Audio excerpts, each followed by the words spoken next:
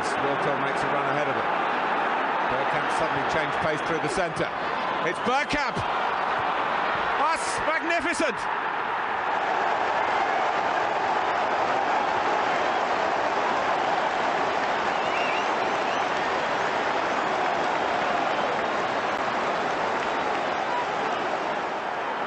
The move, and then this, which left Davi's ass totally stranded.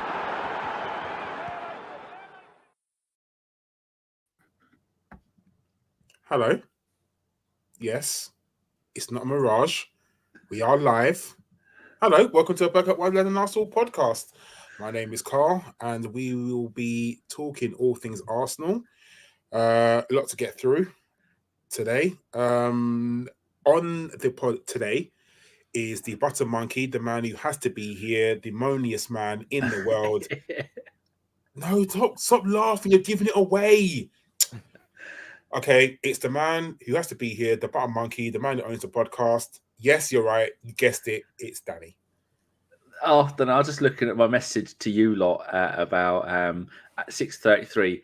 How has only Josh replied, you fucks?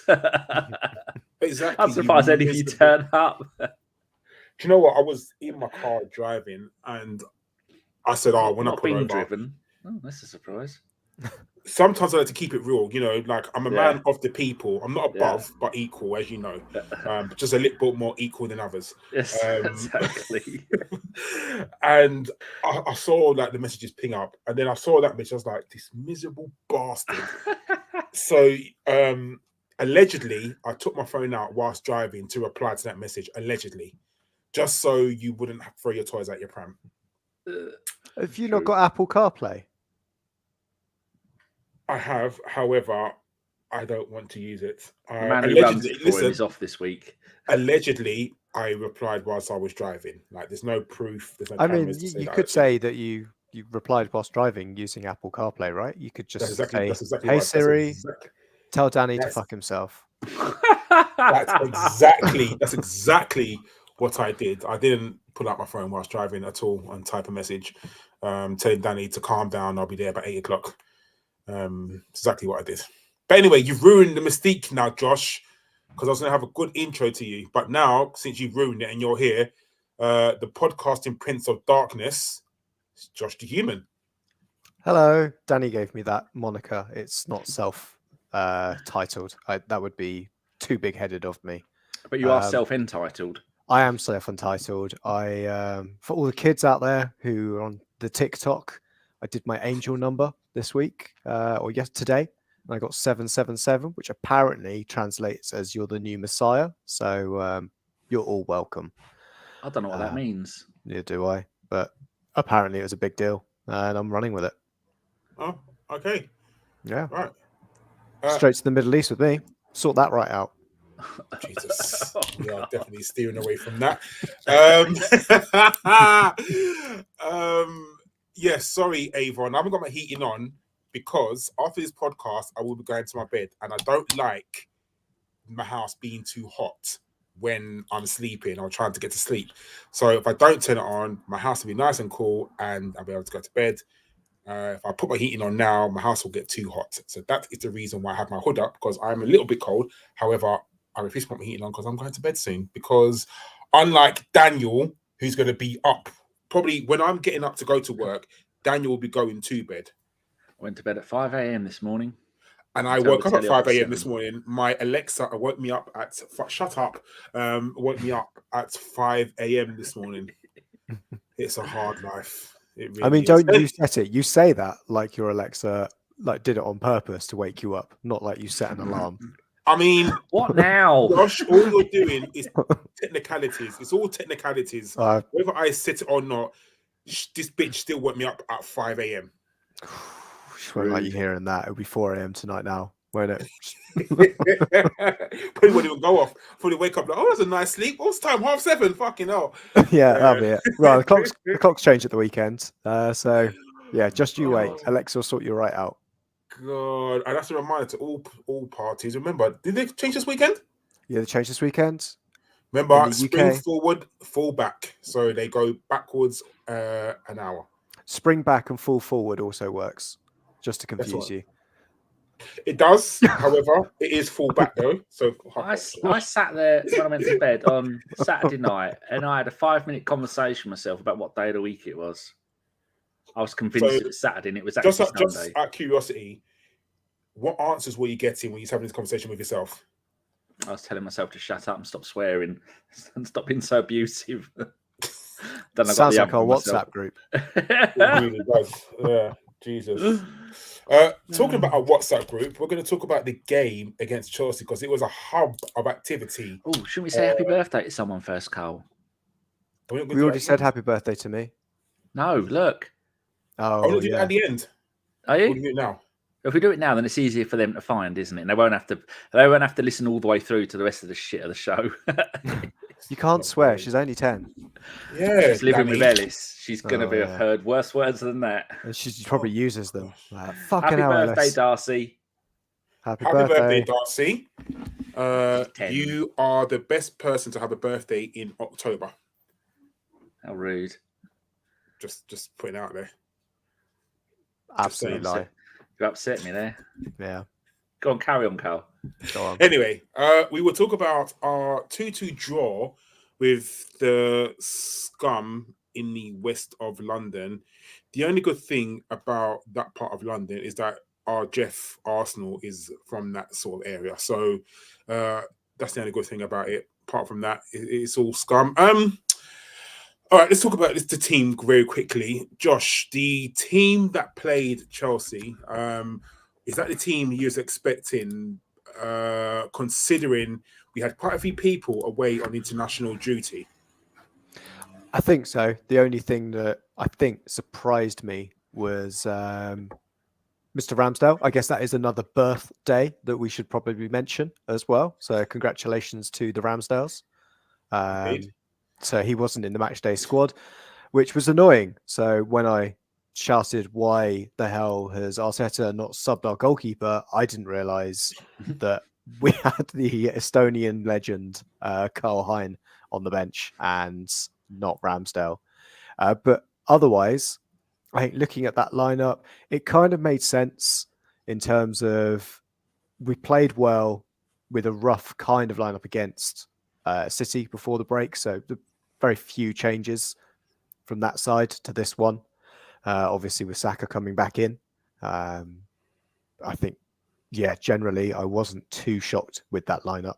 As I say, I have my grievances about our goalkeeper at the moment, but I'll hold on to them until later. Only probably to be proved wrong because he statistically is good or something. Some nonsense like that. Yeah, whatever, it doesn't matter. So we'll get into the game. I had a reservation about the lineup just because I didn't know if Jesus should have.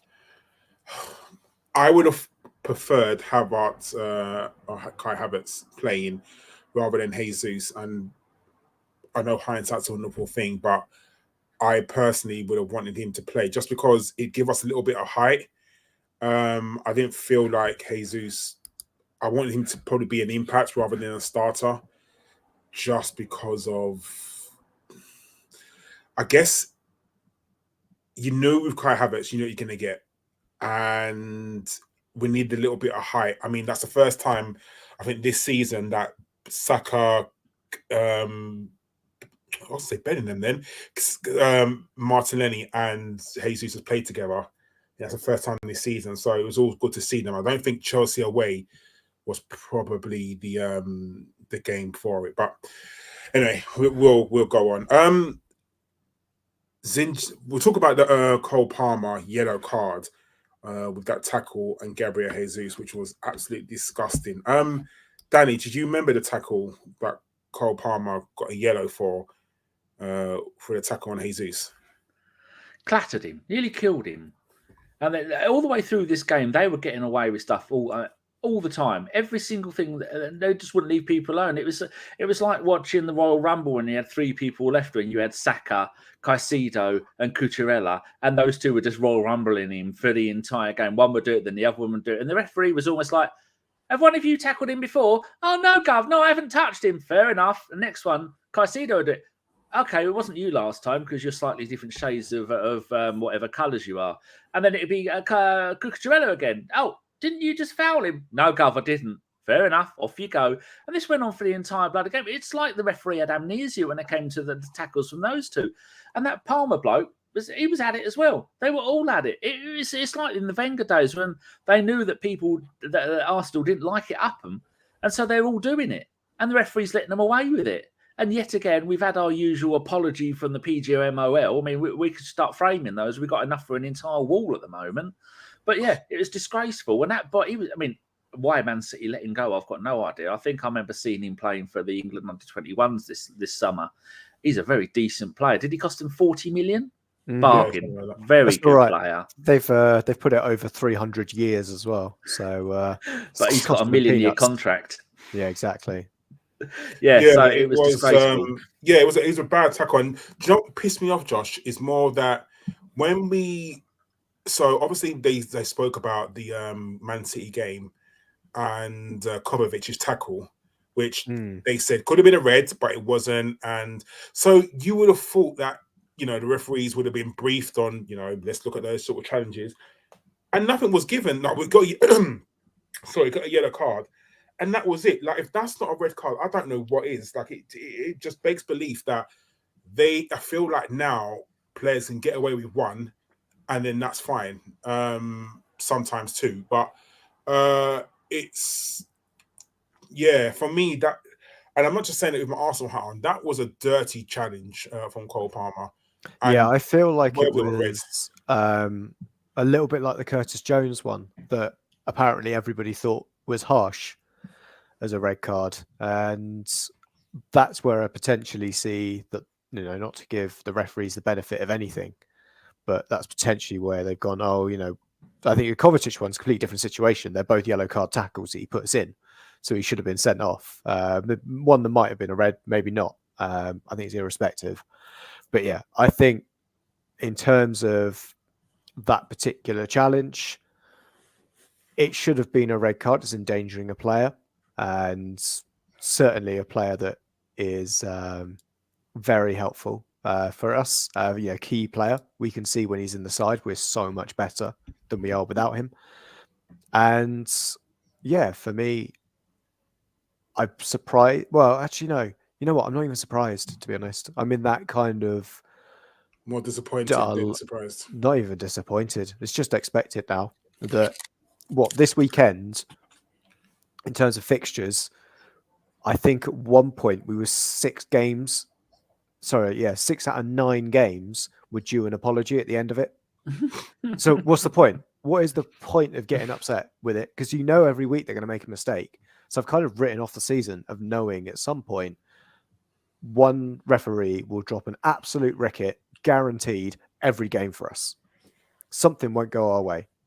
And I just can't be bothered with it almost. And I think it was a few weeks ago that I would happily just write the season off now. If it meant the refs were just all fired and they said, oh, we couldn't continue the season because we've got no refs left because they're all fucking shit, then I'd be like, all right, fine. Done. Sadly, that's very true. Yeah, I mean, you think of the Merseyside derby when Ashley Young got 2 yellow cards. Mm-hmm. Now, why was that 2 yellow cards and the cover of it? I know I'm going back in time and it's pointless, but, you know, they talk about not wanting to ruin the game and blah, blah, blah. But a Merseyside derby, arguably a bigger, it's not a bigger game than Arsenal, Man City, but that game was ruined because of Ashley Young's 2 yellow cards. So why wasn't the same logic applied to the Kovacic tackle? And that sort of inconsistencies that piss people off. It was even in that game. If we go into that Merseyside derby, what's the defender? Kanate? Oh, again. He should have gone. Yeah, there you go. Done. That's why I can't be bothered with it. And sorry, not Pep, Klopp straight away was like, yep, you off, because he knew what was happening.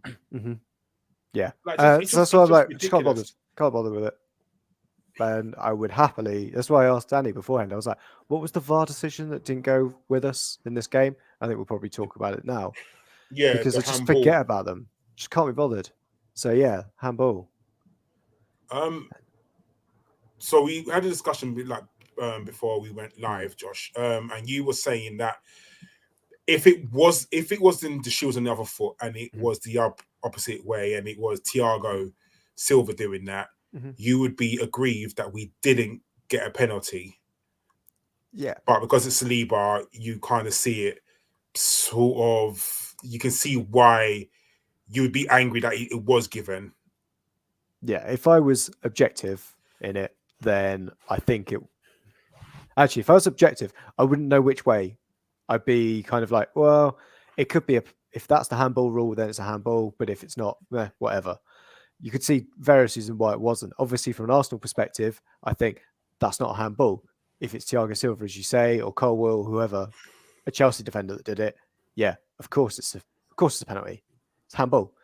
The one that is completely on the other side is the Sanchez incident. But I think we'll go into that a little bit afterwards, unless Danny's got anything on the handball situation. I'm looking for pictures of the Madrid goal, the Trossard goal, and the fake Unana thing. So I've got those ready for you, but no. Okay.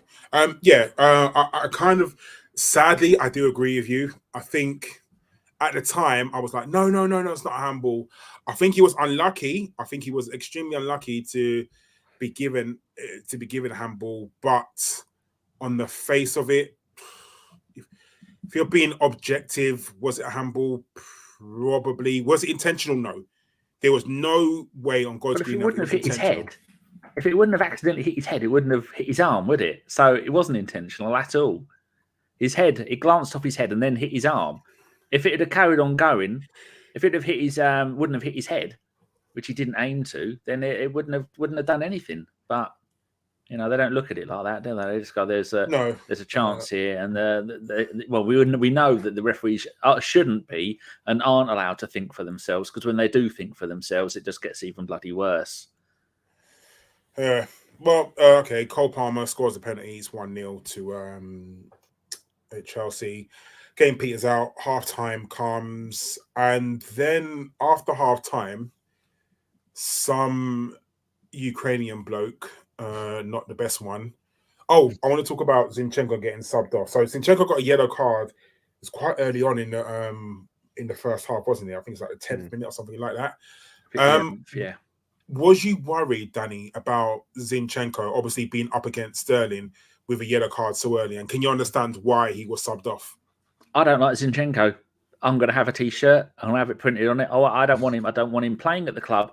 I don't want him playing in that position, because he thinks he has got all the skills in the world when he doesn't. Last season, the gist of it is last season we didn't have a proper DM. This season we got Jorginho, we got Partey, and we got Reiss, who's playing every game and is absolutely magnificent. So you've got 3 proper DMs to play in that role. We do not need to play an inverted fullback. No need for it. As we've seen with Tomiyasu. If Tomiyasu will play as an inverted centre-back. Is that a thing, Josh? It could be. Could be. We're claiming that. So when we're I think it'll be a sweeper. Be an inverted centre back. Don't go picking holes in my feeble plot. We've seen all season it works perfectly. And last season with Ben White, when he's attacking, they make a 3, and when he's defending, we make a 4. And we want the same thing on the other side. I want a little bit of parity. But when we're attacking with Zinchenko, he goes into central midfield. Like I did a podcast of a Sheffield United fan.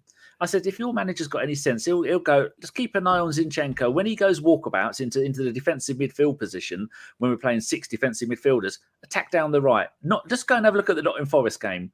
That's what you do, and that's how you can get past us. But then Arteta's had a stroke of genius or been hit by lightning, and he's gone, Tomiyasu, you can attack down the left. And then when we're not attacking, you can make a back 4. And if Ben White goes down the right, then we make a back 3 of centre-backs, because you can play left-back, right-back, centre-back, much like Ben White can. Problem solved. I don't like Zinchenko. How can a player of that quality give the ball away so many times? I don't want him in the middle of the pitch. I don't want him doing any of that lot. So I think it's absolutely clear why we bought Timber. And, that unfortunate injury we saw, you could see exactly why Timber came in. He was an upgrade on Zinchenko. And now we're having to go back to our second choice, left back. Who's brilliant. Which isn't bad. I still think Zinchenko was good. We still miss him at times. But yeah, I do agree that Tomiyasu is in great form. It won't last. We know that. No, He'll get injured. He'll get injured, and then it'll be off to the Asia Cup of Games or whatever it's called. Oh, dear. I should remember what nightmare. it's called. But yeah, he'll be off to that in January. So yeah, I do agree with you, Danny, that Zinchenko has been. It's one of those. Underwhelming. He either has the best game of his life, or he's awful. There's no in between with him. He doesn't have an all right game, I don't think. But yeah, I think taking him off was. And he's so indisciplined positionally, much like Jesus is. Jesus plays every position apart from goal. I don't think he's not like Guendouzi, who was always in the wrong position always. Zinchenko is clever in terms of the positions he gets into. Still not letting Guendouzi go, are you? Oh no. Well, Chris isn't here. I can say whatever I want about that guy. But yeah, that's where I kind of feel that we've got. I still think Zinchenko is a good tactical player. Like tactically, he is smart, and we do have that issue. And he was always playing in front of not Martinelli, and we know, and you can see it from his stats, even against the Sevilla game. Number of ball recoveries that Martinelli had in there was insane. I think he was second. That one when he ran back and got the ball off him. Oh, Yeah. Wow. It might have been Chelsea. They did that in stunning. I think that's what Zinchenko's been missing. And obviously got on a yellow card and up against Sterling and Gusto as well, who was... And your game's over because you can't do anything. Yeah, exactly. He was caught by it. And Karl, as you mentioned, you kind of fancied an extra bit of height in terms of Havertz. Well, I think Tomiyasu comes on and covers that for us as well. I think with Zinchenko, I think the only reason he's placed at left back is because they need somewhere to put him. Because he's basically there to make up the numbers in midfield, to make it, rather than a 2 of Reiss and another,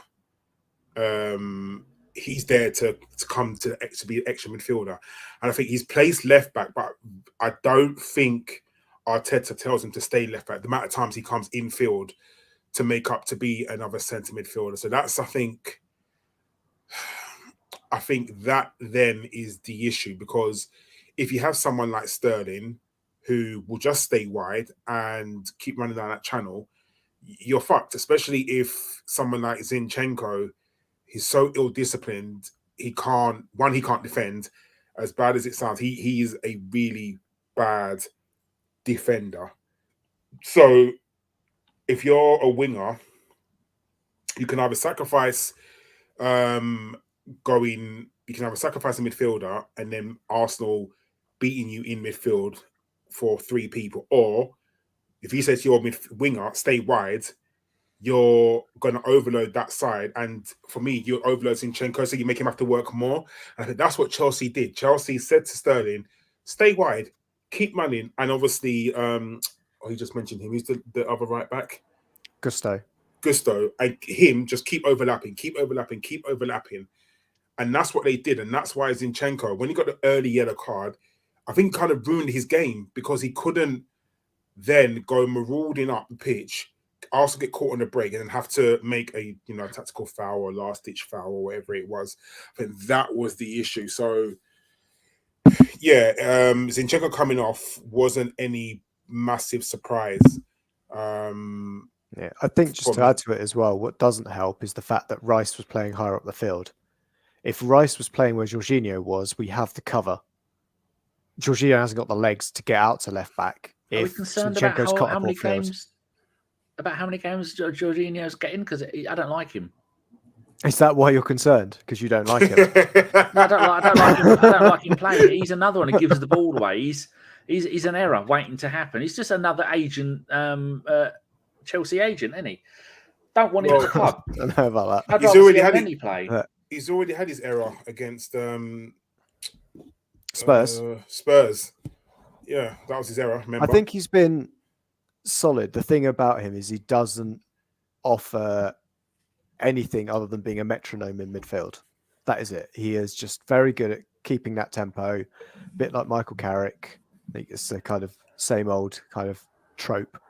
But yeah, that's the player he is. He's not going to offer much more than that. He's very good at it. And as we want to control possession a lot, he's kind of perfect for it. And it worked against Man City, where we needed Reiss higher up to break up the field. But I didn't think it was what was needed against Chelsea, because they went with that kind of false 9, 2 10s, however we want to cut it. I didn't think it was necessarily the game for him. And you can kind of see that with the changes we ended up making, was bringing on more progressive players and popping Reiss back in to that 6, where he could then sweep across and cover for our fullbacks when needed. And that's where I think the biggest issue lay for us, was we just got it tactically wrong to start with, and it just knocked on, and we end up conceding those number of goals. And some of the tactical decisions we had to make. We had to put Raya in goal. So when he inevitably returns to West London, he decides he wants to be completely in the wrong position when a cross comes in. I think we've all seen Raya's big moment of where he's positionally caught out. And he's still... Danny, if you can find it, I'm going to look for the goal Fulham, when Fulham got promoted. It was in the playoff semi-final. I think it's... who was it? I want to say it was Joey Bryan, someone like that. Joe Bryan scores a free kick from 45 yards away because Raya's in the wrong position, completely in the wrong position, and gets completely done. And he costs Brentford the chance of promotion that season because they then lose the game. And I think that's his biggest weakness. And I think it's something that needs to be spoken about. He clearly is not devoid of criticism from the manager, but our goalkeeping coach absolutely worships the ground he walks on. Got him from Brentford in the summer, didn't we? The goalkeeping coach. Yeah. No, we got him last season, didn't we? The season before. Yeah, I think it's the season before. So my question to you, both of you, is: do you think it's a case of Arteta being stubborn because he can't drop Raya because of the fuss that he made about sort of bringing Raya on? Because I'm not saying... So, answer this question. Has Raya done anything to get dropped? Yes, definitely. Okay, cool. The reason why I don't think he should... Well, do you want to go on to the second bit first before why I don't think Ramsdale's come in? Yeah, go on. I've got a theory on all this anyway that I've not heard anyone say, and I think it's a winner. Go on, Josh. Well, my theory is that obviously Mr. Arteta knew that Aaron Ramsdale and his missus were you've stolen my thunder, you bastard. I put it in the group yesterday. You stole it from me, you arsehole. Yes. Rude. This is where I said that Arteta knew that mid-season, during a key period for us, that he'd need some parental leave. Yeah, and especially as his missus had problems with she had a miscarriage before this. So we all know women are mental at the best of times. I'll let that one just hang in the air. It's still gone quiet. Yeah, let that one hang in the air. That was not the thoughts of Bergkamp Wonderland, but Danny was GFP. Yeah, but unfortunately, Danny is also a Bergkamp Wonderland, so it kind of is. But Karl and I do not approve that message. No, we distance ourselves from such things. Yes, exactly. I think Phil's put an unfortunate typo in that message as well. Anyway, so that's where I think it is that by the end of the season, Ramsdale will be back in at number 1. But for this period of time, he knew that it would be an important time for Ramsdale. So dropped Raya. Oh, sorry, brought Raya in to get him used to first team football for this couple of weeks, because he knew there would be this stretch where Ramsdale potentially wouldn't play. And that's what we've seen. What really surprised me, to be honest, was that Ramsdale travelled to Seville. Did he? He used to get away from it, didn't he? He was on the bench. You ever been round a woman after she's had a baby? Oh my fucking God, they are a pain in the arse. Can you get me this? Can you pass me that? Baby. When Sean was a baby, I once Danny, so fed. What? Think about what you're going to say first. I am thinking about it. Sean will think it's funny. I got so fed up with Sean screaming. I went out in the back garden, shut the door, and went and sat in the back garden George brought Sean out into the garden. So what are you bringing her out here for? Come out here to get away from you. Go back in. Yeah, great days. But yeah, so okay. So my question to you, Danny, is now that Mrs. Ramsdale has had the baby, yes, do you foresee him getting back into the first team squad? See, when all this started, if anybody hasn't tried these yet, Haribo jelly babies, 1,000,000 times better than the proper jelly babies. Just putting that out there. Why? When this all first happened, I thought because he gave Raya the Everton game to get him ready because Raya was going to be because he's from Barcelona. I know nothing that he was going to be playing the Champions League game. So you've not played for Arsenal yet. I'll let you play the Everton game, get you ready for playing in our system. Then you'll be playing the Champions League games, and then straight back after that, it will be Ramsdale playing in the league, and then Karl Hein playing in the League Cup like he did last season, and we got smashed by Brighton. I thought that'd be it. And then he played the Champions League game after, and I thought that's about right. And then he played the league game. I thought that's not going to plan. But then I thought, like Josh was saying, he is gonna. It's his first child. His missus had problems before. Then maybe that's what's going on, and that we know the club love a little bit of drama because then everyone's all going, "Oh, what's going on here? It's an outrage." Meanwhile, Arteta is sending smiley faces to Ramsdale and Raya in the goalkeepers group, going, "We got them here. Don't worry, lads. You're going to be playing all season, and we need 2 top goalkeepers." What if Raya was available for that loan? And then we went, oh, no, it doesn't matter. We don't need another goalkeeper. And then Ramsdale injures himself. Then he'd be going, excellent. Karl Hein is playing in goal for us against, I don't know, Man United and Bayern Munich and Barcelona and whatever teams we're going to get drawn against. So I'm not worried about it at all. And sometimes it's good to have a decent goalkeeper to compete against. We all know all these details. There's no point in me pointing them out. But so I'm not overly worried. That Ramsdale should be recalled? Not at the moment, no. Raya's doing an okay job. He's let in a couple of errors, but when you're coming in from playing for a tiny club like Brentford to coming and playing for the biggest team in London, it is going to be a bit of a culture shock for you. It's going to take you a while to get used to it because we're a great team and it is hard. And he's made some really good saves. He's made a couple of errors. But you go back and have a look at the first 10 games for any of the greats. Lehmann didn't lose a game all season, did he? But Seaman and all these other players and Leno and all of them. Yeah, it's always a little bit dodgy at the beginning of your career when you're getting used to playing with new people and knowing what positions everybody's going to be in. So, no, I mean, I prefer Ramsdale as a goalkeeper and definitely as a human being. But I don't really think it's a problem. I think we're lucky to have 2 such really decent goalkeepers. Did I answer your question? Because I was eating sweets. I've eaten half a bag of these, so I'm off my tits and sugar. Why are they better? That is my question. What makes the Haribo jelly babies better than more flavoursome? What do you mean? They're more fruity or they're more gelatin? That one reminds me of Karl. So I bit his head off. And here's one. Reminds me of Josh because it's translucent. I bit his head off. There you go. That's why I like them. They're just more fruity. How rude. I think I better cut back on these sweets. I'm starting to lose the plot. Karl, save me.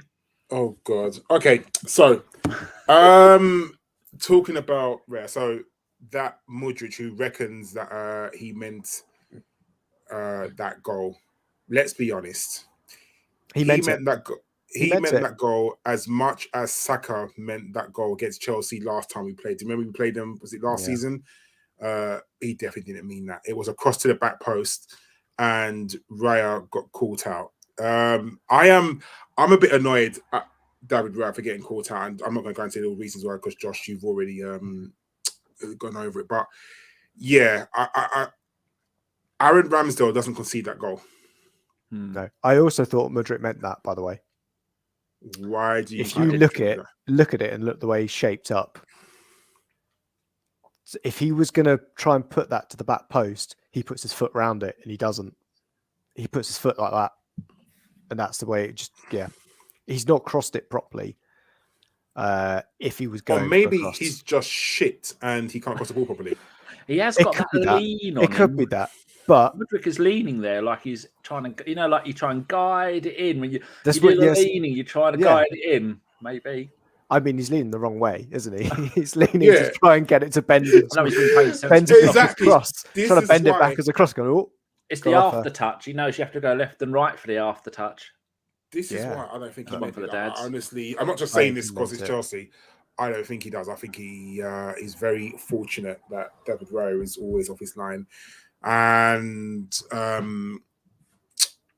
yeah, I personally don't think he does. But we move. And then, after that, it was kind of a lull. And I think everyone's mood was down. No one really thought that we'd get back into the game. And then he makes a couple of substitutions. I think Jesus has one too many tackles and gets substituted. And I think Smith Rowe comes on for Jorginho, which is a positive substitution.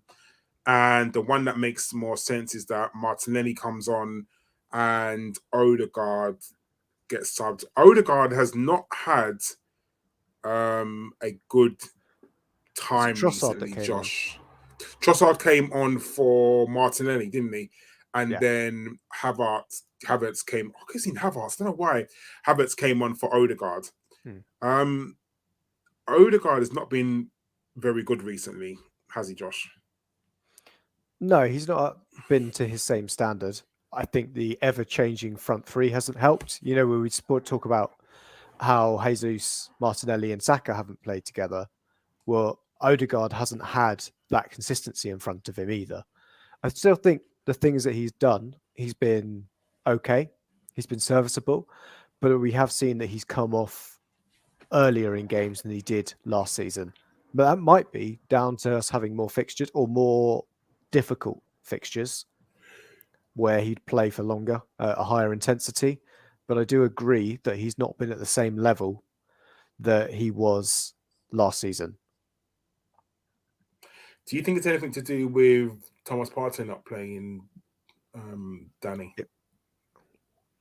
Oh, say that again. I was just trying to go and get pictures of Rice's goal. Ask me that again. Do you think that Odegaard's dip in form is anything to do with Thomas Partey not playing? Odegaard does take it upon himself to be the one to drop back deep in midfield to go and get the ball and then run back and do a little bit of tackling. At times, I think he does try and do too much. And he gives himself too much responsibilities by being the captain. And if someone's out of position, if someone's made a run forward, it'll drop back. And we've seen recently, like with the Reiss goal, Reiss does like to. He's meant to be a holding. Well, he wasn't meant to be a DM for a while, and then he's meant to be a holding left 8, isn't he? But then sometimes he gets forward a little bit more when he's doing some stuff because he's such a magnificent player. He's almost like, remember Vieira, you say he's a DM, but then he was a CM, but then he scored goals from midfield. So he's all three of those positions. And Reiss gets himself in the same positions as Vieira did, defending, creating, and scoring. And then Odegaard tends to have taken the shine off of Odegaard's game because that's what he used to do. He'd be the one that'd be getting the goals and having the pot shots. And because he's the captain, he's just covering for other people. So it's just, I don't think if you both had Odegaard and Reiss playing the game they both want to play, they'll both be getting forward and doing stuff, and then we'll have massive holes in midfield. So I think Odegaard is just doing the stuff where he's covering. The big player that we've missed is Saka, because the player who's coming in between Odegaard and Reiss isn't at that right level yet. They're not up to speed. It's either Havertz doing something odd and isn't necessarily right. And we've just not seen people like Smith Rowe coming in there, or Trossard is too lightweight and to play that position with Odegaard as well. So we do have that big issue at the moment where we struggle. It worked what we did with Reiss and Jorginho against Man City, but it wasn't necessarily the game to do it again versus Chelsea. And hopefully with Smith Rowe coming on, and I think he played pretty well as well, being progressive with what he wanted to do, then I think that's possibly the way forward against teams where we need to be a bit more dynamic rather than try and just stop them and then look to control the game, which is where I think that Reiss, Jorginho, Odegaard kind of group works. Because But with again, Reiss and Jorginho, you can immediately play a 4-2-1 rather than a 4-1-2.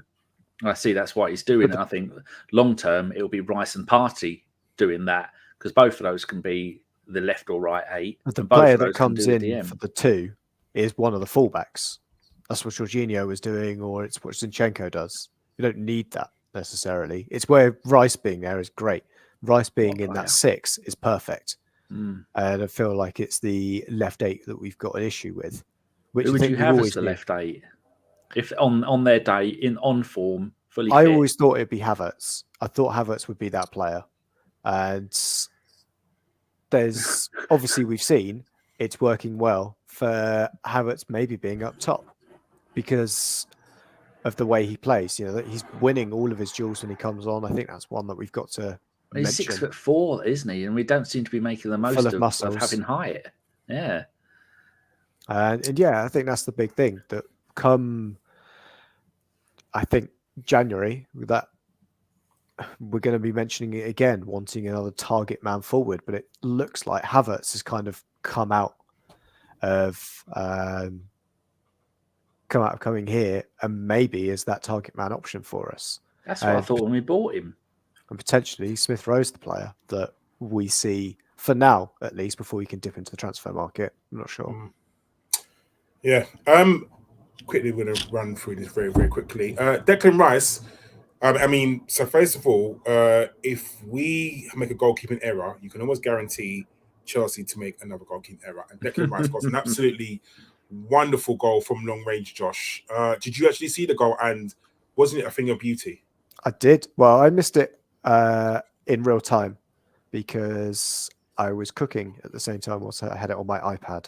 What were you lentils? Some sort of, that's what I'm saying, Danny. Exactly, some sort of lentils and. Was it Saturday night? A recipe. It was Saturday night, wasn't it?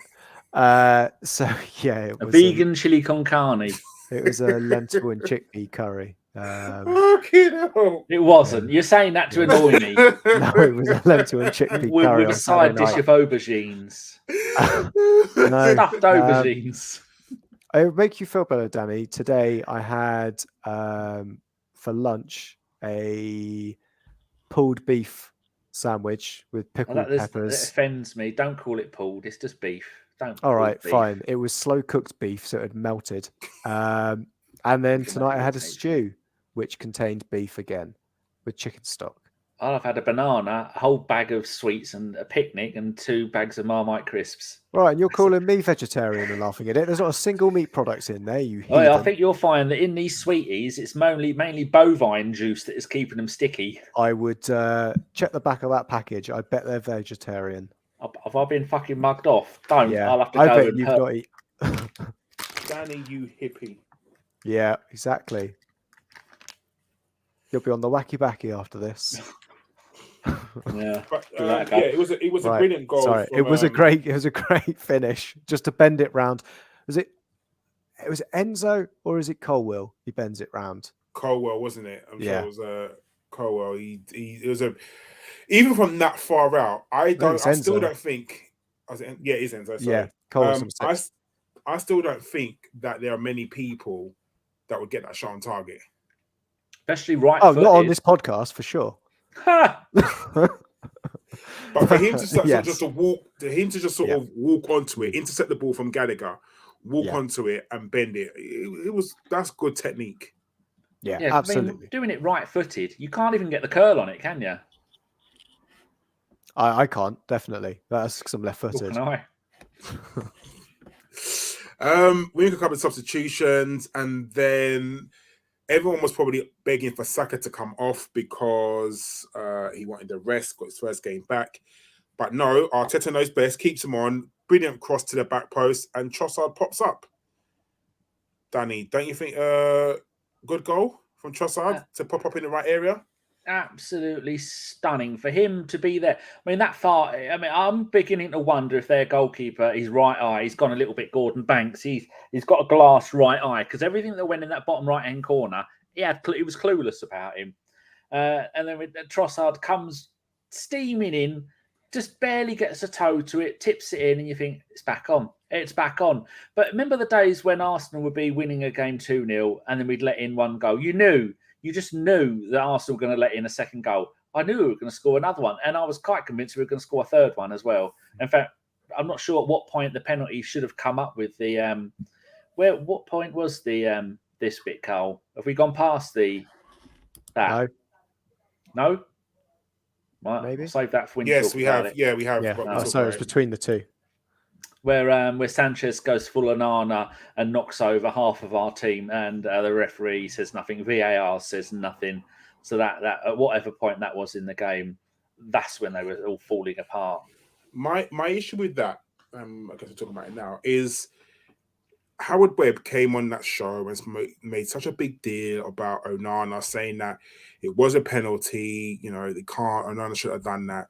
So you would have thought that all the referees would have been briefed saying, if that happens again, referees, you give a yellow card or you give a penalty because it is. And then it happens again, and it's like they don't even register that, oh shit, one of my colleagues got in trouble the other day for exactly this, and I'm about to do exactly the same thing. It's just like, and I honestly do hate coming on this podcast and talking about refereeing mistakes, because I feel like one day we could put a top 10 of refereeing mistakes, not even just for Arsenal, for the whole Premier League. And like some of the mistakes would be absolutely ridiculous. I could do top 10 in a game week of Premier League games. I mean, look at that. That's the Onana one. There's the Onana one, which the referees have gone, yeah, we messed up there. And look where he is. And then compare it to that one. It's just, Sanchez has gone, hold my beer. Watch this. I feel like the only reason why it wasn't given is because it didn't look like any Arsenal player was going to be able to play the ball at all. Well, but I think that's a pretty poor excuse. Exactly. It's a poor excuse. There's no jeopardy in their positions. And to be honest, they were probably too busy booking flights to Saudi Arabia midweek. Oh, gosh. But there's no jeopardy in their position, Karl. That's why I can't be bothered to continue the conversations on them. And you're right. The thing is, you're so right. They make a mistake and nothing happens. The guy from, the Liverpool one, the Liverpool Spurs one, he was back refereeing this week.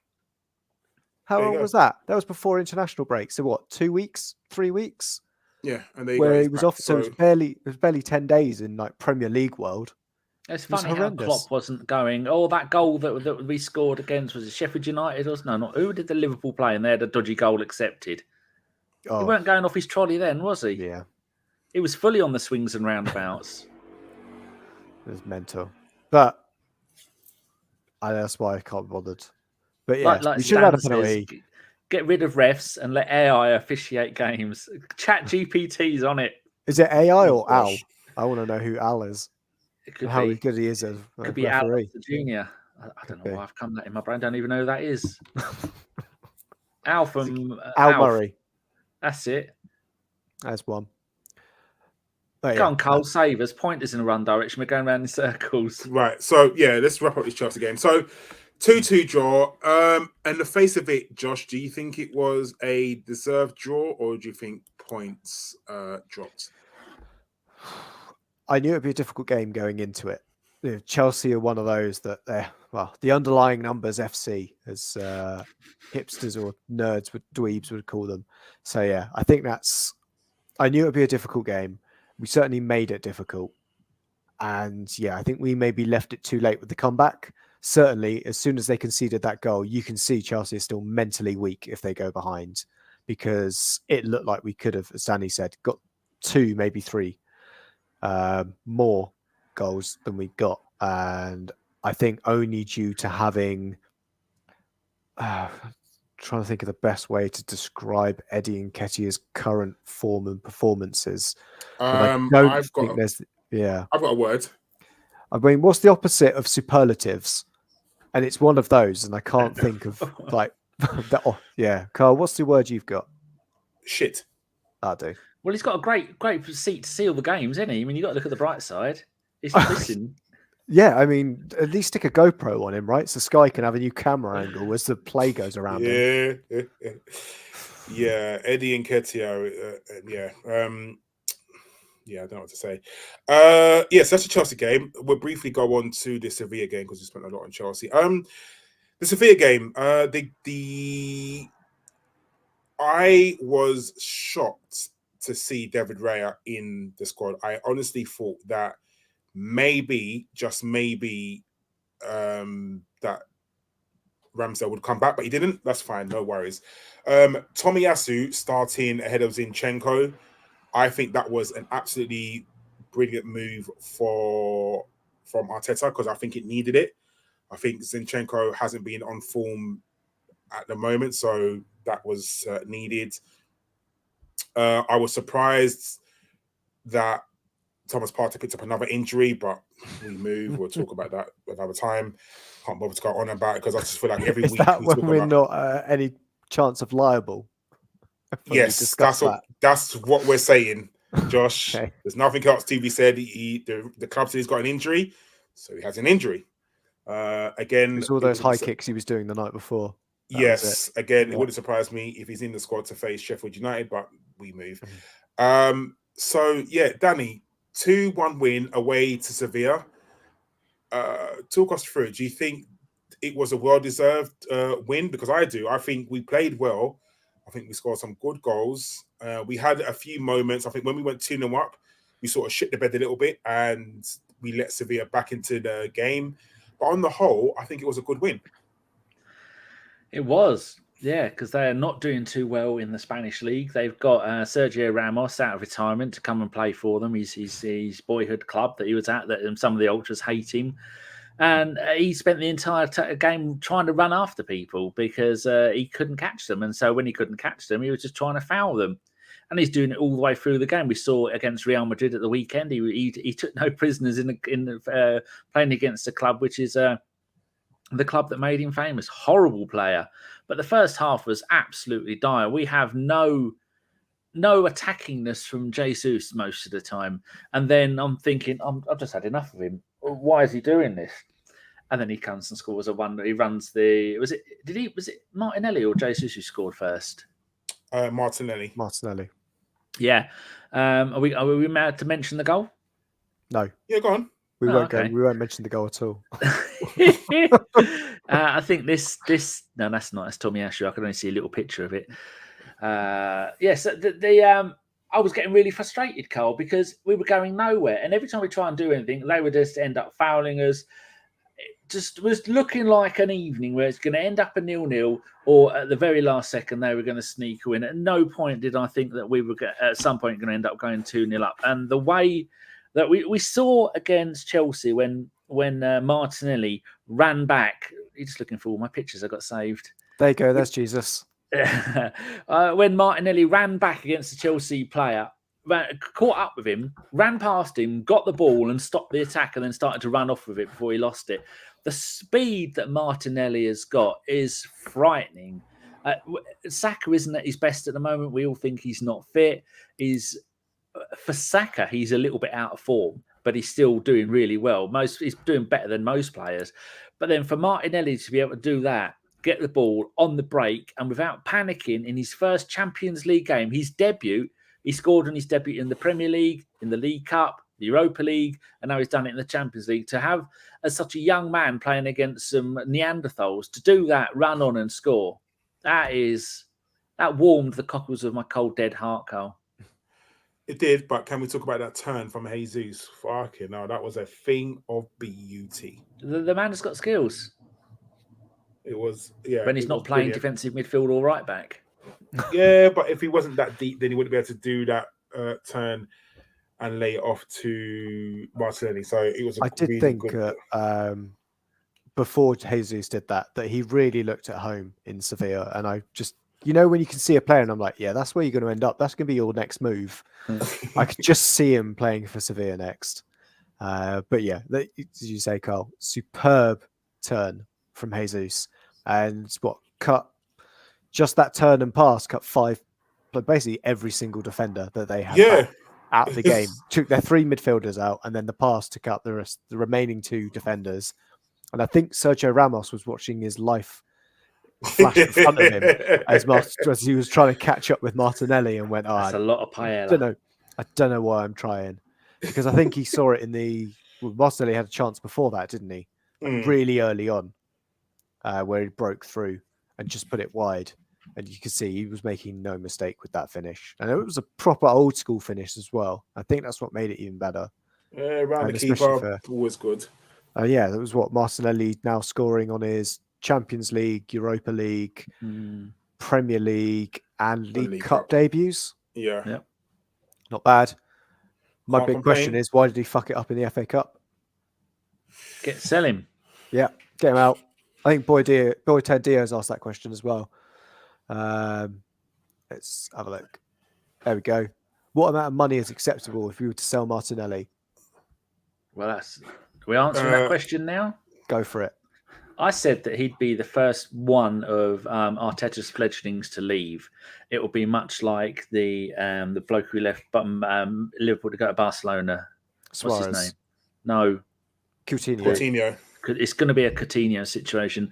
Some Real Madrid, Barcelona are going to offer us £200 million for him. That kind of deal, because that's the kind of potential he's got, and he's so suited to those leagues, or maybe even not Qatar. That'd be madness. And PSG have given up on spending a load of money. Barcelona and Real Madrid are both skint, so maybe he'll stay. Don't know. I know Klopp loves him, and so does he's the Man City mate. Pep loves him as well. Mm-hmm. So he had trials at Man United, didn't he? Yeah, twice. I think every good player's had trials at Man United, though. But Klopp isn't going to be at Liverpool in 2 years' time. He's going to be off to either the German manager or Real Madrid. Maybe with think Martinelli can play for one of those sides. Oh yeah, Germany. Sadly, I think that Saliba will be the first one to leave. Really? Yeah, he's got Real Madrid written all over him, hasn't he? He has got that. I mean, just imagine him lining up with Jude Bellingham, two superbly coiffured Adonis-type players. That's what they're going. They're just going for good-looking young men to titillate the ladies of Madrid. And you couldn't really do much better than those two, could you? I mean, Jude Bellingham, my God, what a man! No, not He's at 20. I've got socks older than him. Fuck's sake. No, you haven't, Danny, because no one has 20-year-old socks. To be fair, with the much use that Danny's socks get. True. I've got one Converse. Not that sock. Not necessarily on his feet. He's not that sock. No, not Colin. Colin's gone. I bought 2 pairs of Converse socks from the Beehive Centre in Cambridge in 1992. I've still got just one single sock left in my drawer. I keep it it's got a hole in it. Special occasions. All socks have holes in them. 31 years old. 31. I love those Converse socks. Wow. Well, Nearly as old as you, Josh. I know. Ridiculous. So we're top of our Champions League group. We play Sevilla next at home, I want to say. Yes, it's back-to-back. Champions League, yes. Do you think if we win that game, we pretty much qualified, Josh? Ooh, no, because we'll still bottle it against Lens, won't we? No. I think certainly it will help us if we get there. I think as... So I think it was Martin Keown that did the game for TNT. I think it will come down to that Lens game and what happens there for whether or not we top the group. And I feel like that's what we need to do. We need to top this group. The way the other groups are lining up, I probably want to end up with a team that finishes second there. Knowing whatever ends up happening, we'll probably end up with PSG or something stupid, or Newcastle. Not that we could get Newcastle in the round of 16. No, but yeah. But I think it comes into the next 2 games. Win the couple of home games you've got, we should be all right. Yeah, I agree. I think that we definitely will qualify from the group. PSV are dog shit. Even away, I think we'll beat them. Sevilla at home, we should definitely beat them. There's nothing to worry about there. And like you said, I think Lens at home is the game where we need to get retribution. So we May be swift. Yes, we should. I'm sure. I'd love to. Even in the Champions League, I haven't seen anyone that's kind of I'm worried about. Bayern, Newcastle. Fuck Newcastle. Newcastle are currently they're currently losing, aren't they, to Dortmund? To Dortmund. PSG are beating Milan 2-0 and Celtic are beating Atletico 2-1. It's all gone mad, Karl.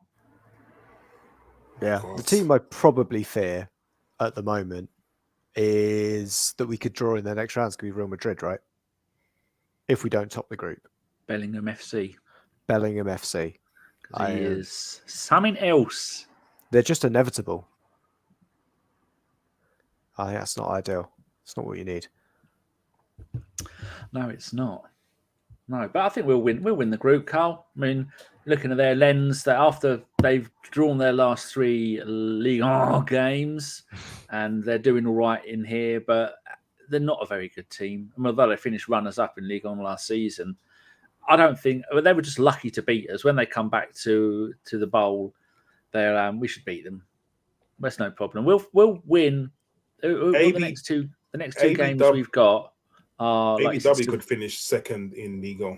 They probably could. So Sevilla at home, and then the next one we're at home to Lens. We'll win both of those 2, and then it will be Eddie and Nketiah. Actually, what it'll be this lot. It'll be that lot starting.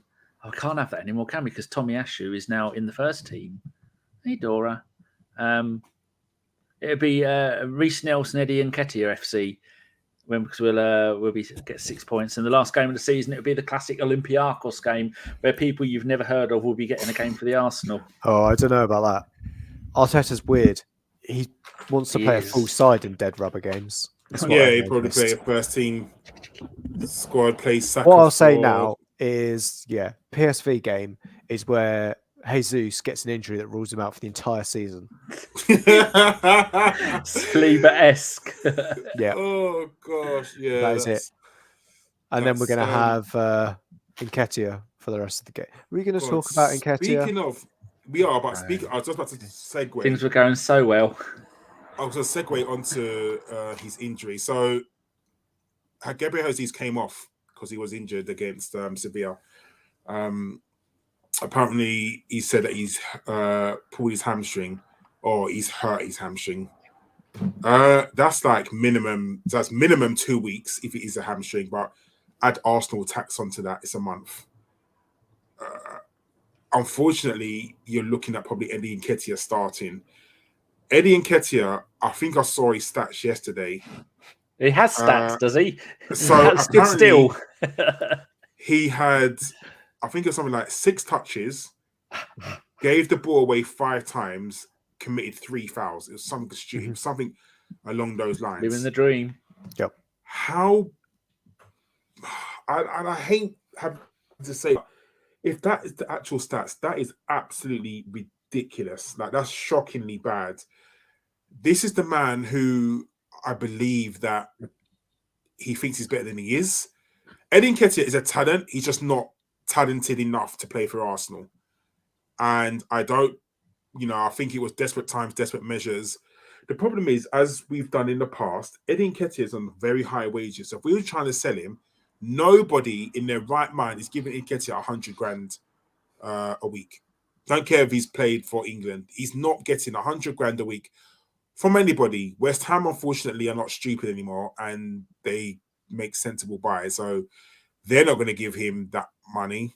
Crystal Palace are not going to pay him that money. So what do we do with a problem like Nketiah? Because he's clearly not good enough for Arsenal. Just cancel his contract. Do that. Cancel his contract, FC. Well, Zinai's already had enough of that, hasn't he? What's his name? Vinay. He's leaving. Vinay. Too many Z's and V's. Vinay's already gone. I'm off. He's leaving at the end of the season, isn't he? He cancelled his contract. He cancelled his own contract. Edu did that for him. Edu just got a little bit carried away. He didn't want to leave. He just accidentally cancelled his contract. That's because he cancelled the contract we had with B&Q for all those barbecues, which is a homeware store in the UK, people. Thanks, Dan. Yeah, so what do we do with Nketiah? I thought it was I think he's been awful. And Karl, whilst you mention his stats, I did try and rabble round him in terms of at that time of the game, he was brought on to disrupt Sevilla. So I didn't mind that he was giving away fouls. But the thing was, he just wasn't pressing either. I think, what was it, 90th minute, and their centre-backs are pumping balls into the box. I was expecting Nketiah to be out there and try and slow it down, get them to play another pass out there, bring our press out. But no, it was just... He's just missing something, and it's not quite there. He doesn't really know what's going on. I mean, let's put it this way. I thought giving Theo Walcott the 14 shirt was a disgrace. Someone's going to burn in hell for this one. That one, I don't even know. Again, it's the opposite of superlatives we're looking for him. And hey, Danny, Karl, when the egg's on our face and we're eating the humble pie, we'll be fine with it. But right now, Josh, I'm cooking them eggs. Oh, it would be when he scores a hat trick and we win the league. That's it. But yeah, no, I don't really know. Obviously, there's a player in there for Nketiah, and he's very happy at Arsenal. And I think Arteta likes what he sees from him in training, but I feel like either the instructions or what ends up happening with Nketiah when he's playing just isn't there and what we need at the time. Like film lost in translation, isn't it? Yeah, exactly. Someone's not listening. Well, someone's looking at their phone when I went during the tactics meeting.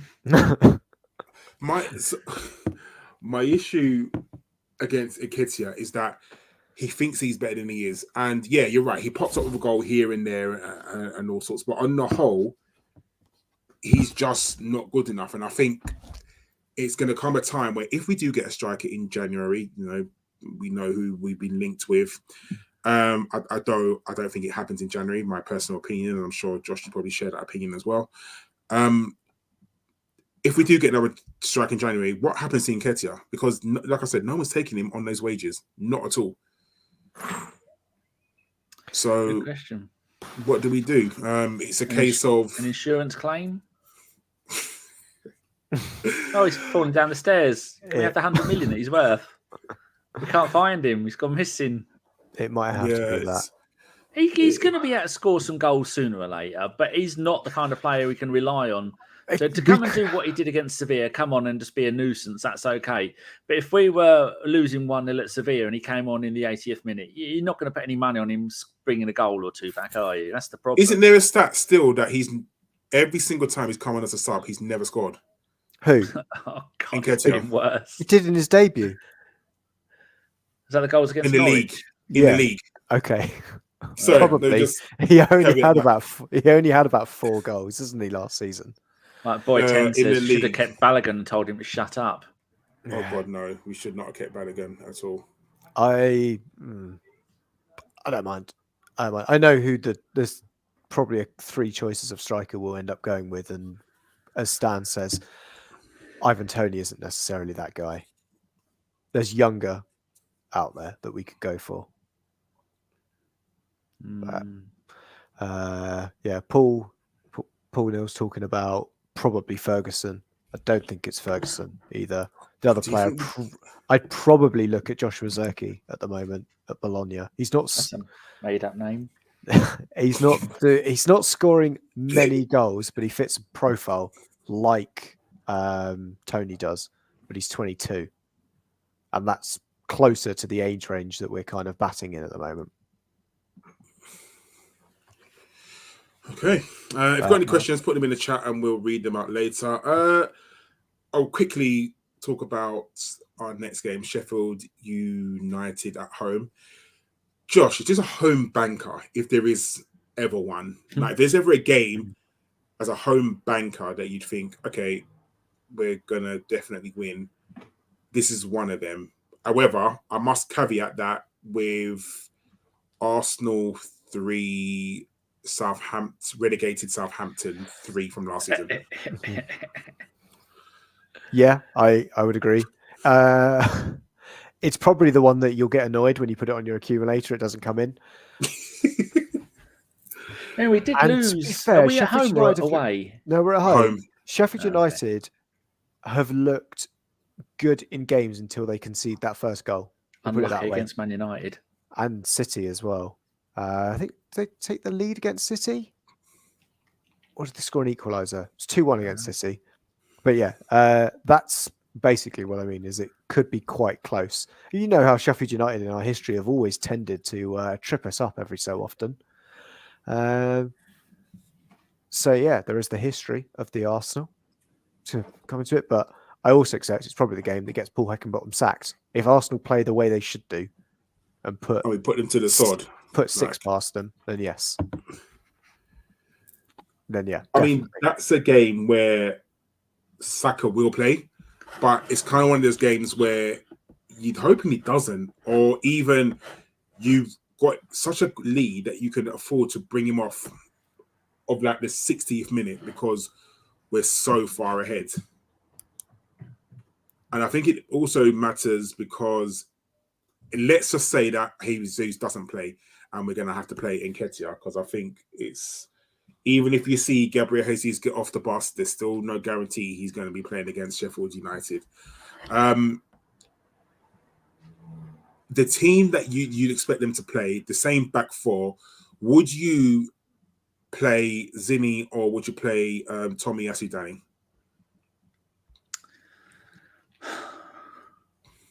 Might as well play considering who we're playing. Who we're playing. Yeah, I wouldn't want to risk Tomiyasu playing back-to-back games and possibly getting an injury. You're getting on my nerves, Cat. Will you fuck off? Fuck off. She's got fleas. It's 40 quid a flea collar I've had to pay for them. And I've got 5 fucking cats. Jesus, I nearly passed out. Yeah, it gives Zinchenko a game. I mean, he's been our number one left back for 2 seasons now, virtually. But Tommy's had a great game. We all know Tommy's got an injury in him, so there's no point risking him against Sheffield United because they're going to be desperate to try and get something out of this game. And I was on a podcast this week, a Sheffield United podcast, people. And if you go, and I'm going to put the link to it on the YouTube in the chat, and if you could go and give it a little watch, that would be lovely. And it was a really nice podcast to be on. I'm going to go and tell you the name of it. It was called the Red Half of Sheffield podcast. And it was very good fun. So, yeah, it's only 27 minutes. Go and have a look and see what my thoughts are about the game there. So I won't bore you. Do they ever do podcasts on Wednesdays, or are they that petty? They refuse. They don't even, none of them wear blue, let alone stripes. Next time you're asked on, can you ask them that question? It's an American podcast. 2 American blokes. One from North Kakalaki, where Jason is. He doesn't know him. Oh, okay. Mate, I said, why'd you pick Sheffield United? He said, I think he said because he just picked a terrible team. And then when we were doing the show, and I've only got 29 more games to go this season, and then it'll all be over. Oh wow!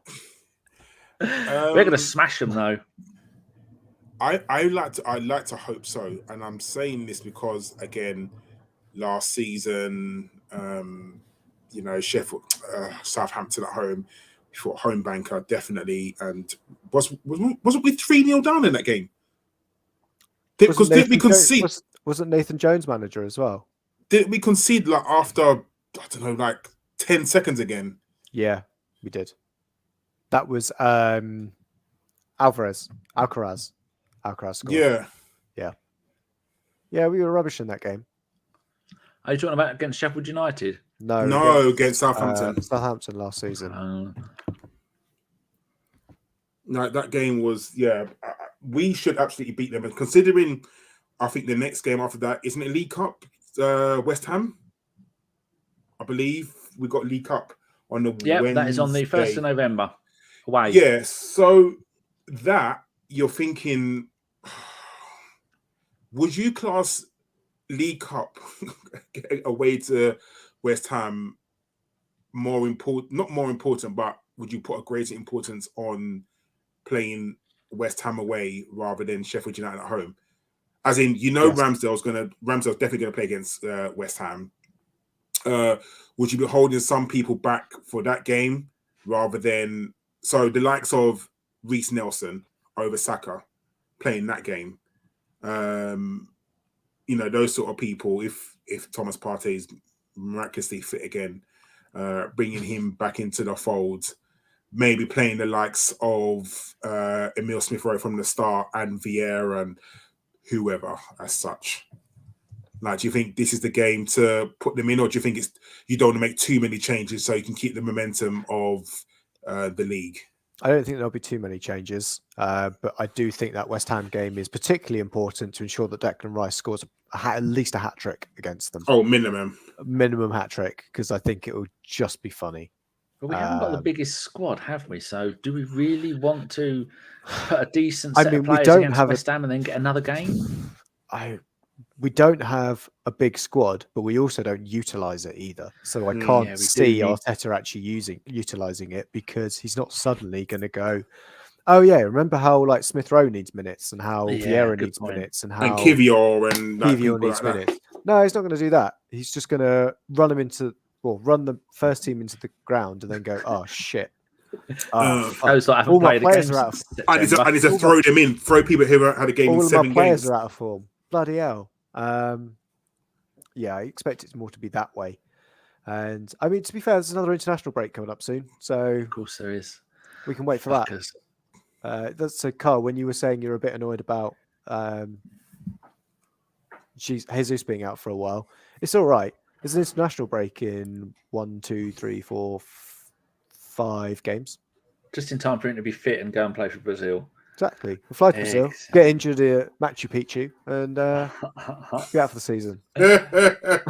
God, we need another striker. We haven't even got anyone coming through the Utes. No, that's why I think we're going to buy another one. I mean, the one thing you can guarantee is that Aaron Ramsdale will definitely be playing against Brentford away, because David Raya is not allowed to play. So at least in, like you said, Josh, 1, 2, 3, 4, 5 games, Ramsdale will definitely get a game. Exactly. But even our fixtures are not too bad. They're running. So we've got Sheffield United on Saturday. We've got away to West Ham in the League Cup. We've got Newcastle away, which is probably the hardest one. Sevilla at home, Burnley at home, and Brentford away, and then Lens at home. Like, those run of fixtures, I think, are quite kind to us. Well, the international break becomes between the Burnley and Brentford games. And to be honest, the Burnley game is where we should probably, again, be putting a decision into the Burnley chair people's mind about whether or not they sack Vincent Kompany. Because, again, they are... Well, it's between them and Sheffield United for who are the worst team in this league. And Burnley, because they've just got no real attacking threat to them. And they also go, you know what? We're going to play really attacking, progressive football, and then just get absolutely smashed. So yeah, we're trying to go toe to toe with people. We're going into the phase, commonly known as a Spurs start to the season, run of fixtures, where we should be picking up almost maximum points across there. Yeah, I agree. I think our fixtures look very kind to that. I mean, looking at that, the hardest game we've got is not until maybe the Josh Daw derby on the 16th of December. No, actually, you know what? I do them a disservice. We've got Aston Villa away on the 9th of December, which is not going to be an easy game. Aston Villa at the moment are playing some really good football. So but Unai Emery, so I can already tell you how that game's going to go. They're going to take a 2-0 lead at half-time. He's then going to take off Ollie Watkins and one of their other attacking players and put 2 centre-backs on. They're going to come back and win 4-2. Pretty much. It's already decided. It happened last season as well. He takes a lead, goes, I'm going to try and shore this up now, brings on two defensive players, completely loses all momentum in the game, and the opposing team wins. That's why I was hoping Guendouzi would have gone to Aston Villa rather than going to Italy. Where did he go? Lazio, Napoli, something like that? Lazio. Yeah, I'd love to have seen him at Villa, losing his shit on a weekly basis.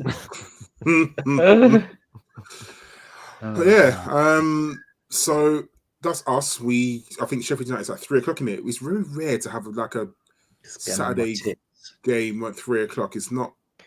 We're not used to that. They're doing it all early season, aren't they? To make sure that they've got, because they assume we're now going to be in a title race, that they've got enough TV credits to show us towards the end of the season.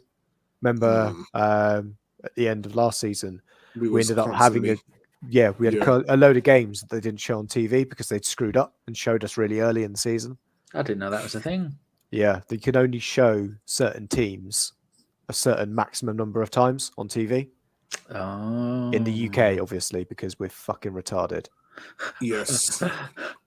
Not that most people don't have an issue having access to most football, but I have no idea what you were speaking of. Not a word. I did not get a ticket in the ballot for the Arsenal Sheffield United game. However, I can almost guarantee I will still somehow be watching that game. You'll be at Charlton, won't you? Have you been to any Charlton games yet? Yeah, I've been to a few. I went. Who's your favourite player? Number 4. Do you know what? Name a single Peterborough player. I tell you what, the football at Charlton is they're playing better. They changed their manager and they're playing better football towards the beginning of the season. Does Franny Jeffers still play for them on loan from us? Michael Atkinson is there. It's probably about 40 years old. They got a decent manager now. Yeah. Yeah, so they're playing decent football. The football's still dire. It's very they try and pass it, and then in about 20th minute, let's go for the long ball. Like they've got really rapid strikers, fucking rapid. That's Tyrese Campbell, isn't it?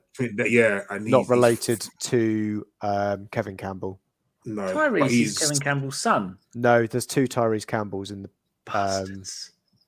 Yeah, That's Tyrese Campbell is at Stoke. That's it. I wonder Karl, did you know what Tyrese Campbell's full name is? Tyrese Campbell. No, Tyrese Anthony Tupac Shakur Campbell. It's not. It is. You're gonna lie, Josh. Like, it needs to make up a believable. Go lie. go to his name. Tyrese Campbell, who plays for Charlton. His middle names is Anthony Tupac Shakur. I wonder what people are smoking when they're naming their children. Like, it's bad enough when they spell things wrongly. There we go. Tyrese Campbell. Tyrese Anthony Tupac Shakur Campbell, born 14th of September 2003. Yep. Oh, here we go. Here's what's wrong. Born in England. Campbell is of Jamaican descent. Well, that sums it up, doesn't it? What do you fucking mean by that? But anyway, we don't claim him. But I'm telling you now, he's fucking rapid. Like, he's really quick. And they will try to pass it around. Then after a while, it's almost like the manager was like, go to game plan 1, and there's just fucking long ball after long ball after long ball all the way up to. I've told you, Karl. There's a London Underground train stop, underground stop at the end of my road. You come and pick me up for every game, and I can get you in for a season ticket. It will cost you about 30 quid a game. How about all that money that you've got? Yeah. You move to London. Fuck and that. just make it easier. What do you mean, fuck Does that? I hate London? It's just shithole. I could move in with Fifey or There's you. so many steps in London. There is. It's not flat. It's not the friend of the chair. You could move into Femi's West Wing. Like, I know it's being done up now. It's put the second story on top, but like, you can move into Femi's West Wing. I'm sure it's got wheelchair access as well. It has to. Oh, you have to comply with certain laws. Yes, because that's where he wheels all his gold in. Yeah, you can't roll it down the stairs; it'll all fall out the wheelbarrow. But yeah. It's annoying. Sian has been unemployed since May this year, and I should have got a season ticket. I should have applied for tickets because she can take me to all the games. I could have done at least half a dozen and some away games. Oh, why didn't I think of that? She's not going to get a job till next year, right? I'm going to go and apply. You're not very. I mean, how many things have you forgotten this year, Danny? I mean, you forgot Josh's birthday. It didn't remind anyone, and it was in your diary as well. It's in my calendar. Whenever you let your birthdays out, I put it on my phone just so I can forget. Actually, talking about birthdays, so one of you kind people from ABW sent me a birthday card. Look at that one on the right-hand side. Happy birthday, GFP, with me in my head sitting in a Mercedes convertible, like my car. Well, that's a new one. Guess who sent me that? What member of ABW? Oh, Stefan. Jeff. No. Ellis. No. Jeff. No. Not Holland Front. No. Steve. Yeah. You know? He post-dated them all. Yeah, exactly. Carl Sabers, we're fucking drifting as usual. Femi. No, it's Nick. Oh. No, Femi would have put a £50. Sorry, yeah, It'd two been £50 gold notes in plated there. and delivered by whores. No. Oh Femi gosh! doesn't give Right. his money away. Don't be ridiculous. This is very, very He wouldn't have true. put enough stamps on it. There you go. I've googled Arsenal Purple membership. I shall fill it in after the show, and I'm going to get the child to bring me to some games. Yes. And then when someone You can sneak recognises me, she will curl up in a ball and have a little cry. Oh, because you're so popular, aren't you, Danny? Well, the one person out of 60,000. It's not a really good ratio, was it? Oh gosh! Right, we'll do some listener questions now because this podcast is going downhill very, very quickly. Danny, can you get some listener questions up, please? Righto, one for you, Karl, from Tom Anthony and Tom Andrew. Don't know who Tom Anthony is, but I'm sure he agrees. Are you guys tired of Ben White's corner routine when he just blocks the keeper? It gets called a foul half the time. I don't know why we keep doing it. Did you notice in the Chelsea game that Sanchez kept going, "Oh, I'm being pulled," and it was his own player pulling him out of the way? Did you see that? That's hilarious. I think our corner routines, both defensively and offensively, have kind of taken a dip. We conceded a corner against Sevilla, which I saw some people saying like going at Raya for that. So, no, I don't. Ramsdale wouldn't say that. It was a brilliant header. Like, it was a bullet header. Brilliant. I think defensively, Jesus marking that player didn't make sense. No. We seem to have gone wayside. I think that they made this big fuss about, how good we were defensively and we hadn't conceded a corner. And once we start making a big fuss about it, we conceded the corner. Like, and it just keeps happening. I say keeps happening, but it's happened more than often. So yeah, I think our set piece taker coach needs to come up with some new plans. I'd like to add that we all know that Jesus' weakness is crosses. And that's it. Rude and unnecessary. This is how organised the Arsenal website is. You go and click on the link in the Googles, and it says the membership for the 21-22 season has closed. Thank you very much for that. Thank you. Just get Femi knows people in the ticket office. Just get Femi to buy the club, and we can have whatever seats we want. This is what I'm saying. Right. I heard Daniel Eck was tapping him up to help him fund the move. Avon says, Josh, does Partey have a future at the Arsenal? Ooh. Be careful. It depends on how far the future you think he has. Could I see him seeing out his contract? Yes. Could I also see us moving him on in the summer? Also, yes. I think it depends on availability of targets. I could definitely see us looking to get an upgrade for that position. I think Reiss will be established. There is the question on Jorginho and El Neni certainly aren't getting any younger. I know that's how time works. So 29 till he's 28. Exactly. But it is scary when he's not quite 31 yet, or not quite 32, but it's only so just around the corner. But yeah, I think it depends on how we see Patino doing. I know he's doing quite well. I should know where he is, Swansea. So he's potentially one that comes in next season.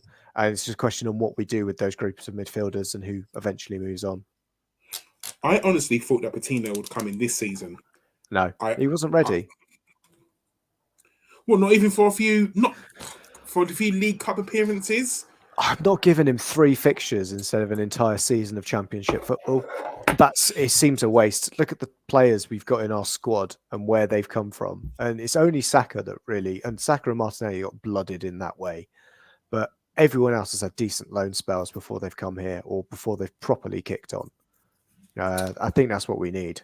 I've now contacted the Arsenal and asked them, can I apply for a purple membership? Are you surprised at how quickly Reiss has settled in? I have. Amazing. I have. Yeah.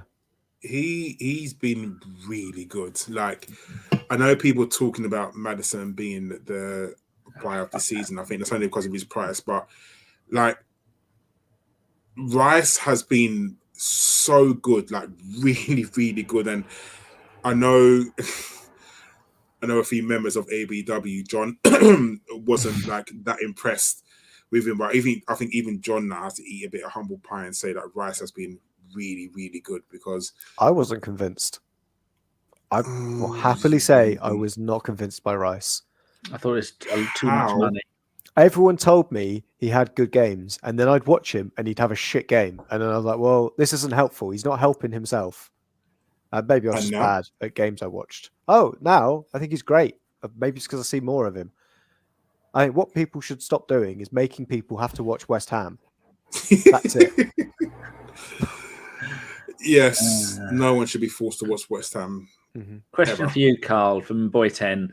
Why is Odegaard getting so much stick online? There's a whole camp of people that are adamant we should bench him.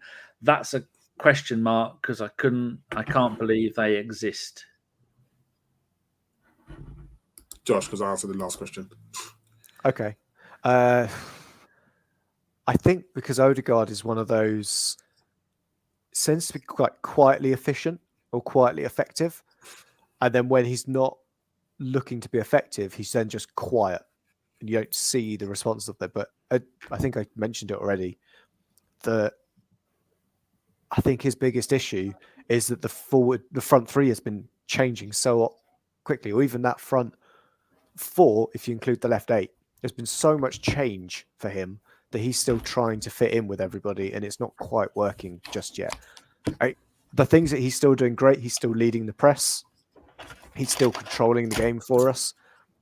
But I do find that either the players he's there aren't sold on doing the press the same way that he is, Nketiah, or that, as you say, Saka's been out, Martinelli's been out, Trossard's been there, Trossard's not been there. Are you timing me now for how long my answers are, Karl? I was doing a Chris Carver said no. Fucking hell, mate. Come on. At least do it quietly. Insane. And then do it post-pod. Well, Danny, he's told me shut up now, so that's Fair it. enough. Can't argue. I have just found, though, that on Sunday the 5th of November, you need to go to the Charlton game for the FA Cup first round, playing Cray Valley Paper Mills. What absolute fixture that's going to be. Home game. Get there. That'll be like £4 a ticket. On what date? Sunday the 5th of November. Do that and then straight off to your fireworks. Oh, fuck, I'm working that day. Shit. Oh, you won't see the fireworks. You'll be underground. That'd be shit. I need the worst view of everyone. I need Charlton to get to at least the third round and draw Arsenal in away, and then Femi be after me. Like Femi be like, "Oh, Karl, can you get me a ticket?" No, Femi, no, I can't. To be fair, Karl, how often have you done that to Femi? Oh, weekly basis. Yeah. Well, Femi did say on the tickets pod last week that he's got about 80 season tickets. He had a whole stack of them. He wipes his bum with season tickets. I've heard the reason why he's got so much money is because he owns a bot farm. That's it. And not the flies. No. They're horrible. There's all variations. Chris came on AB from Avon. Chris came on ABW, and I do mean came after the Lens game to say it proves that it wasn't a Farmers League. And the next night, PSG conceded 4 to Newcastle. I think that's more of a statement than. Oh yeah, sorry, I started that one because I thought it was hilarious. And moment PSG beating AC Milan 2-0. And I can't see any other French teams that are playing. Why didn't they put Giroud in goal? They got a third choice goalkeeper at the moment. All right, proper question for you then, Karl. Question from Boy 10. Has anyone gotten a look at Ethan and Manware and Lewis Skelly in the academy? How far off are they? Are we making weak decisions in midfield to recruitment to leave the door open for them? I haven't seen them. I'm watching many academy games. I would love to give them a little bit of exposure, and I know they did against Brentford in the League Cup, didn't they? They played. One of them played. Skelly played. Yeah, I would love them to, even against West Ham, for them to get a bit more game time. Arteta is very Arteta has a squad, but he doesn't trust his squad in the slightest. I think we've already established that he doesn't really trust them.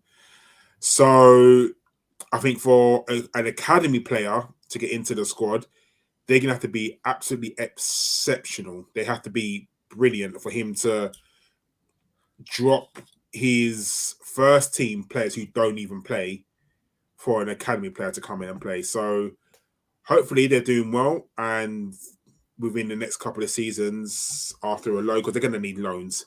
So after a loan, they can come in and do a job. Well, Manrari got a hat-trick in August for the under-21s. He's still 16. Hat-trick for the under-21s against Leicester. And then he scored for the under-21s against Reading. And then he scored for the UEFA Youth League in the 2-1 home defeat to PSV on the 20th of September. And so he's playing lots of games. And Skelly, he has played in the Sevilla game, the PSV under-19.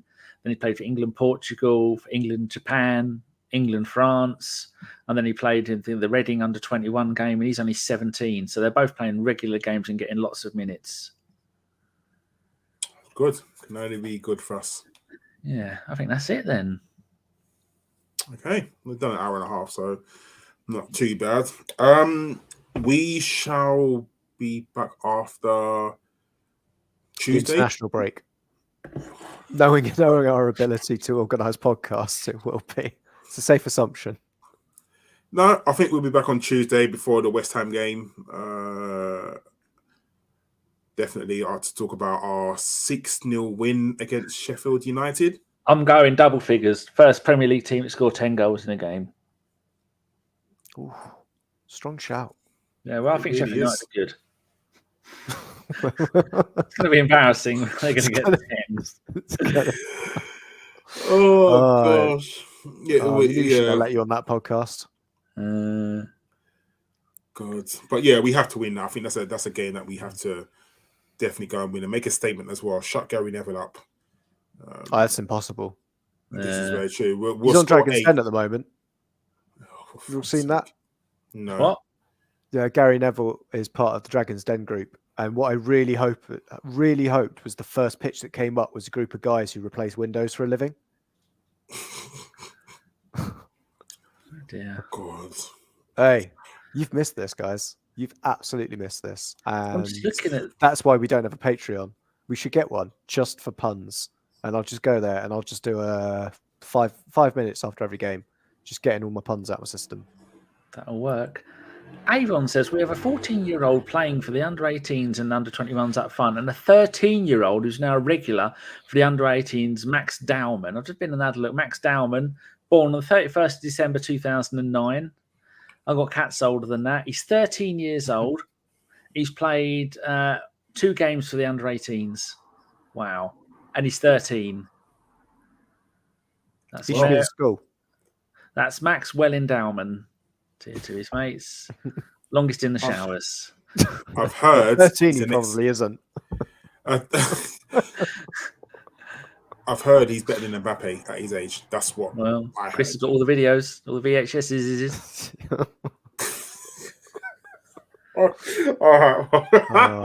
I think all of Mbappe's highlights are on mini disc.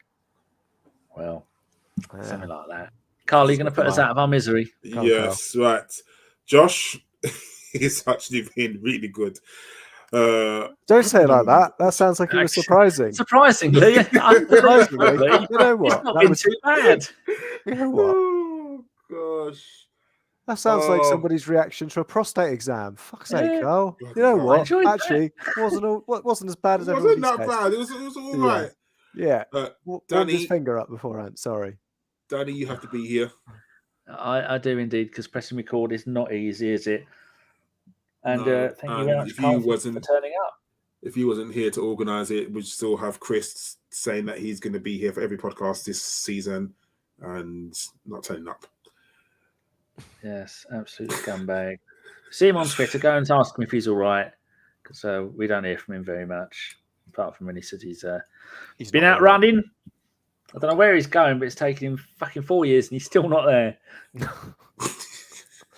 Whatever, he's running in circles. He always ends up at home. Yeah, it's ridiculous. It's not good. Right. Thanks everyone for listening. Whatever platform you listen to us on, whether it be YouTube, give us a thumbs up. Wherever it is, give us a thumbs up. Let us know. Right, everyone. Thank you very much. Take care and see you later. Bye-bye. Hashtag You're not fuck gonna say Ellis. Outro. As soon as I scored that goal, I was fucking livid. Get down, dog. Splendid business. He nearly caught the bloody thing. What are you talking about? So I've just eaten a full quiche. Well, you don't often see them at it. So when you see them in the supermarket, they need to be swagged, microwaved immediately, and get the brown sauce on and bosh, Bob's your uncle. Never in doubt.